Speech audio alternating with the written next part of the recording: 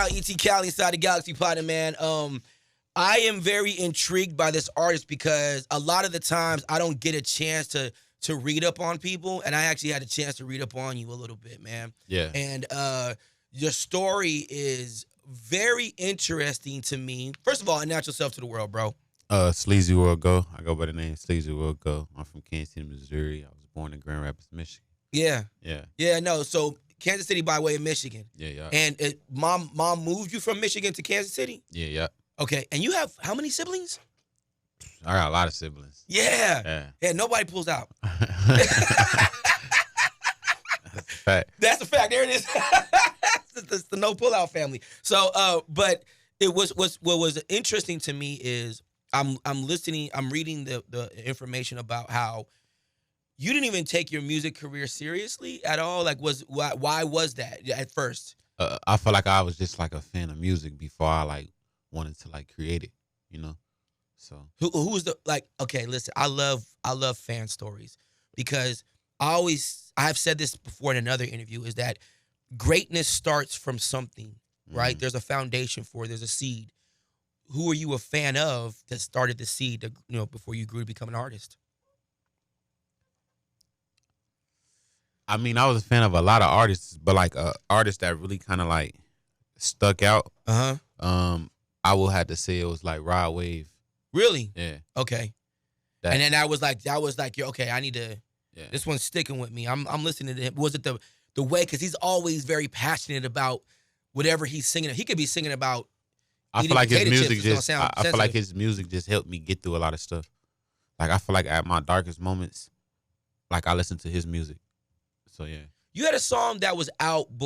You got. Am I not mistaken? You got locked up, and people was coming to you while you was locked up, rapping to you on some like, hey, and you're like, why y'all rapping to me? Like, it's because you had a song out before you got locked up, right? Yeah. I had music that was turned before I got locked up, but like I didn't never care for music though. I just did it because my brother was doing it. Right. Yeah. And then all of us, you're like, why are y'all coming up to me? And they was really like, oh, cuz is in jail. Yeah.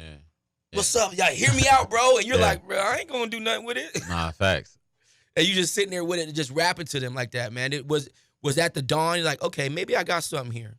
Nah, it was really like they used to want me to rap to them, or they just wanted to like rap their music to me. Really, they really just wanted like me to hear their music and like how I felt. Like they wanted my opinion on their music, because they valued you as an artist. They was like, I like what you doing, so I want your opinion on what I'm doing. Yeah, and I'm really just looking at it like, man, I'm not even really an artist, so it's like in your mind, they looking up to me when it comes to music, but it's like I never dove into it. It's like I'm nowhere. Like at that point, I was nowhere at being an artist. Like I didn't even know who I was as an artist. So it's like I'm just looking at them like I'm motivating these people, and I just been playing with this music, and I'm seeing how hard they working. So that made me kind of want to work hard too, because it's like I got people that's looking up to me, working harder than me. You know what I'm saying?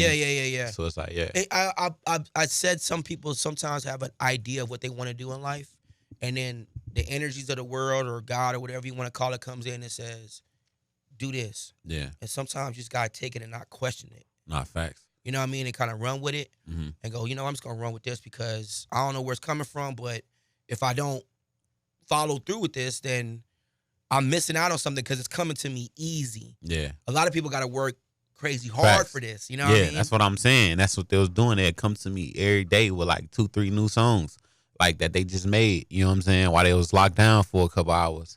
I'm just looking at it like, man, I got to go hard if I want to compete with anybody. You know what I'm saying? Even though they don't know how I'm looking at it because they already looking up to me. And it's like, I'm not even making a song. I wasn't making no music in a... Why Sleazy? Why that name? Because, what pops in my head is like, cuz up to something, homie. What's up? What's going on? Like, why that name? Give it to me now. I feel like it was... No Diddy. It was really just like a mood I was in. It kind of like represented where I was at and still who I am, you know what I'm saying? I feel like me and my guys, we just come different. Everything about us different. So, like, SleazyWorld, like, that's a whole world. It ain't just me, you know what I'm saying? Yeah. So, it's like the way we walk, the way we talk, the way we move, you know what I'm saying? It's just all sleazy. It's a whole movement. So, yeah. So, there's nothing, like, sinister behind it. I mean, it's a story. It's kind of a story. The bars alone says enough. It's a story behind it, but I won't feel like it's nothing sinister. It's just like It's just what it is. yeah. Yeah. So do you remember the first like little bit of money you made from making music? Like, oh damn, like I probably made like I think I made like $7 when I first seen like off of my stream, like off of my music. Yeah, off of like DistroKid, I think I made like $7. Yeah. What'd you do with it? Nothing. I said I'm gonna let it stack. Right. Yeah. And you're okay. So you made your first. It was like $7. What was your first big like boom money? My first big check probably was like $2,500. Okay. You know, was that for like a show or something like that, or nah, it was for my streams. Oh, like okay. this before I got signed or whatever. Right. But it started going up. You know, that $7 started going up, and then I look at it, and it's like a couple months from now, I already made like 60,000 that I didn't took out. But it's like I'm spending it like at a time. You know, it'd come like 1,500, 2,000, 3,000. Right. So it's like, yeah. Did you have to once you start getting like a lot of fame and you start getting some money and some notoriety, man, the level of women, how has it changed? Like, you know, you go up, get some new I mean, it's definitely levels to it. Like you gonna you gotta get some new biddies, man. I always had like, you know, females always been attracted to me, but it's like just gonna be different levels of females attracted to you now. There's you bottom know? barrel, middle yeah, barrel. Yeah, it's gonna be females that you may have not met being in the hood that you meeting now. Yeah. Where you at in your life. So yeah. Yeah. It's really hard when you come across like an elegant hoe who's like, you don't even know she is because she's so elegant. Yeah. Because you can't recognize. You're like, damn, she's coming at me with proper manners, but she's a 304. No, you don't even know. That's a fact. Isn't it scary though? A little bit? That's a fact. Like elegant hoes are the worst because you think that they're ladylike, but it's like, nah. And they cutthroat. And they them the cutthroat ones right there. Because they talk proper, they sit nice, and you're like, oh, this is a lady. You're like, no, that's a hoe. That's a fact. See, it's scary, right? Yeah. See, when you get the bottom barrel hoes, they it's obvious. Yeah, it's obvious, but with them, it's scary because it's like, oh, she's an elegant, and she drinks wine. And I know a lot of those. Yeah, she's just high end prostitute, bro. Yeah. I feel like once they get to a level, they be like, shit, I'm fucking who I want to fuck. See? And I'm going by my day. But they just approach it ladylike. Yeah. Yeah, you know what I mean? So you don't know. Yeah. It's like, nah, man, her toppy sloppy is amazing. You know what I mean? Yeah. Show me that sleazy. Anyway, so like, but with the music, okay, is this record with Offset? What you got? Wait, what's? I got a record with Offset. You got a record with Offset? Yeah, it just went gold too. Wow. Yeah. You don't give a damn. Though. Nah, that's I'm over hard. here tripping like, hey, bro, you a new artist, you got a record with Offset, you went gold. You're over here like, yeah, it just went gold. It recently just while we was on tour went gold. So, yeah, that's exciting, right? Nah, facts. Yeah. Any weird fans yet? Someone that's like, you're like, damn, I can't believe you even know my music. I mean, it'd be a lot of those that I won't even think be listening to my music. That's my point. Yeah, that's what I mean. Like, when I say weird, I don't mean like weirdo people. I'm just being, when I should have said that differently. A fan you wouldn't think would be listening to your music. Nah, for sure. On this tour, it showed me like how much fans I got, you know. Isn't it? You know what's interesting? It also kind of discredits the whole thing of demographics when you start seeing like the different ages of people who listen to your music. That's a fact. It's like people talk about demographics. I'm like, there is no more demographics. Nah, facts. It died 25 years ago. The moment the internet like became this thing where it was accessible to your hand in your house, it was like, it was over. You don't, because now anyone can become a fan at any time. Yeah, they coming in pregnant. They coming in. It's mamas coming in there to see me. In there. The kids, all type. So it's like, yeah. I mean, you know, every race in one of my shows, a guy came all the way from Japan to see me. Wow, I got it on. Was he footage. Good English or no? He ain't know how to speak English, but he knew your records though, right? Yeah, like he showed me where he talked to me through like off his phone. He showed me like I'm came from Japan to see you. Really? That is insane, bro. How did that feel? I'm like, I got it on camera. I let him wear my chain. Really? Yeah. Yeah, put this on, cuz. Yeah. He was turned up. Where were the little Asian girls at? What is some young hoe? Right. He's like, you got to come down there where I'm at. Yeah. Have you made plans to go to Japan yet? I'm gonna go over to like overseas soon. What's do you know the first place you're thinking about going or no?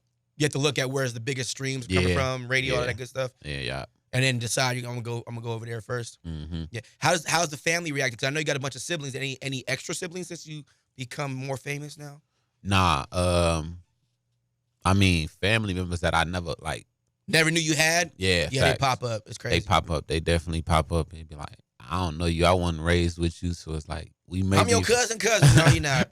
You know what I'm saying? If I wasn't raised with you, then it's like I can't really like say that. Yeah. And just because we related in some type of bloodline, don't mean you get none of this check. Nah, facts. Yeah. Does that bother you a little bit though? Like it's like, oh God, because it's like y'all didn't love me when I was nothing, when I was dusty, but now I got something and y'all want to be around me.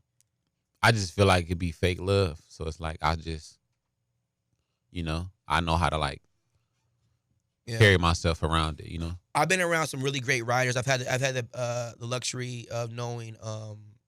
He's called the Pen. Jay-Z gave him that name, the nickname, the Pen. Mm-hmm. Sean Garrett. Mm-hmm. And one of the things that a lot of great writers always say is the emotions and things that you go through in your life will give you the songs you need to write for the audience. So with you going through this with people that just fake family members and all this fake love, do you think you think you're gonna be able to write that song? Yeah, for sure. I got a lot of music that's like my album that I'm finna drop is really just about it's me. You know? Yeah.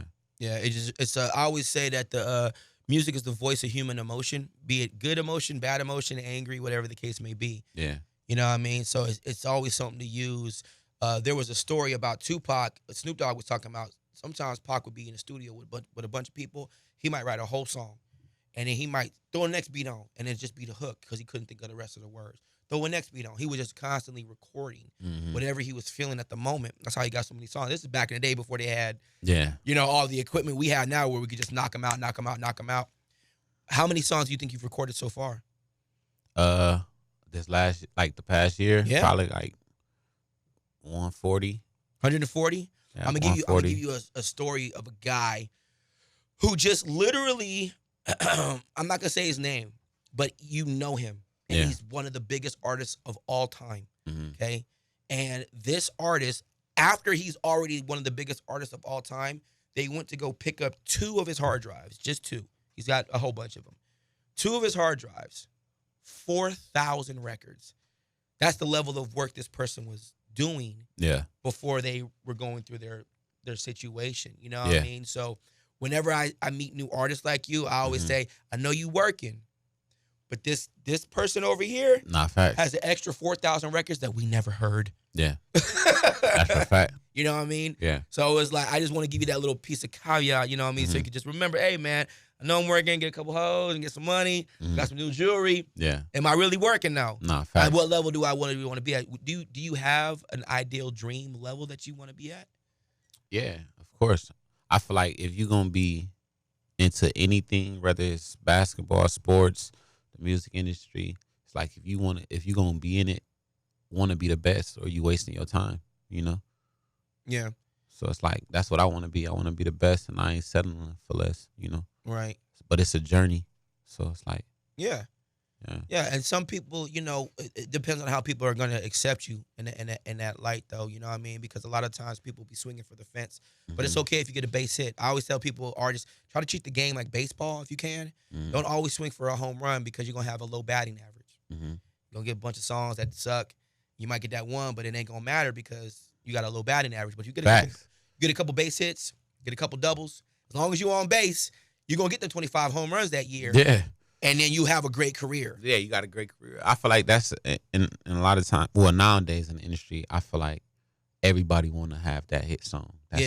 Everybody want to chase the hit instead of making the good music. So it's like that's why you starting to see. I think that's why you like Rod Wave so much. It's just honest. Yeah. A lot of people, I don't know how you feel about Drake, but people like Drake because he just makes songs that are about what you're feeling. Yeah, it's good music. It's just good music. Yeah, that's a fact. You know what I mean? That's all it's ever about, man. So what's up on the horizon for you now, Sleaze? Can I call you Sleaze? By the nickname? I just feel like we're homies now. Yeah. Well, I'm working on my album, dropping my album sometime soon. So that's coming up for me next. And after my album, I'm planning on going on tour again, like solo. Okay. I'm working on some brand deals, and just continue to work on my craft and build my world and tell my story. Yeah. And don't get no one pregnant. Too late. Damn, bro. Like, Damn, Sleaze, they got you. I just had a daughter. Oh, congratulations, bro. Appreciate it. No more. No more. No more. Remember, bro, if they learn to swallow, kids won't follow. I'm here to help. That's a fact. I'm taking that with me. I'm leaving. Hey, leaving here. man, I got a bunch of sayings like that. You keep a strong neck, you won't need a child support check. This just rolls off. Yeah. No problem for me. Yeah. So anyway, though, man, I appreciate you coming by, man. Welcome to the ATL. Yes, sir. And much success. Next time I see you, bro, it's gonna be 10 times bigger than you can imagine, bro. Yeah. Much success to you, man. Appreciate it. All right, Appreciate brother. it. Do your thing.